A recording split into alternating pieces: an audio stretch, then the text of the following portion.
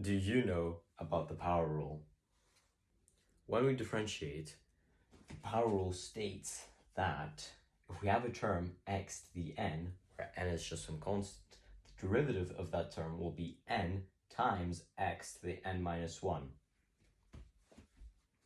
Now, we know that the derivative of some function x is equal to the limit as h approaches 0 of f of x plus h minus f of x over h.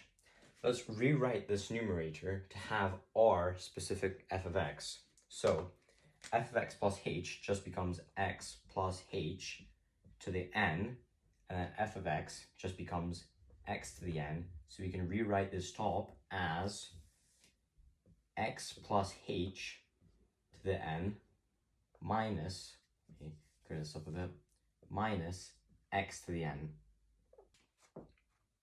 Now, how could we find the formula for any constant n?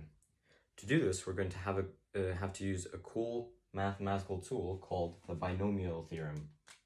Basically, the binomial theorem says that if we try to expand a binomial like x plus h to some power of n, it will follow a certain pattern. Now, let's draw some bricks. Here we have our first brick. Let's call this our 0th layer, and we're just going to put 1 into here.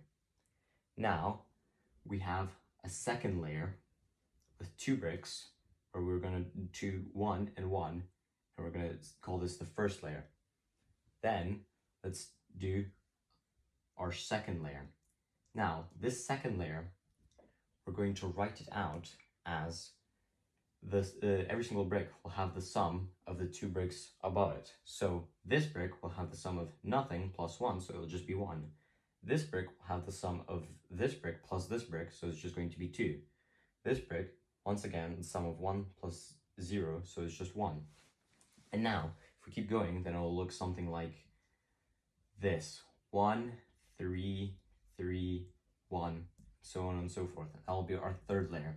So, if we want to expand this to the second power, we just use the second layer. So this will be x to the second, because it's our second layer, plus 2x, and then we are on the second layer, and we've taken one step, multiply, we have our 2 here, so it will be 2 minus 1 times h to the power of 1, because we've taken one step, and then plus 1 times x to the 2 minus 2, because we've taken 2 steps now, and then times h to 2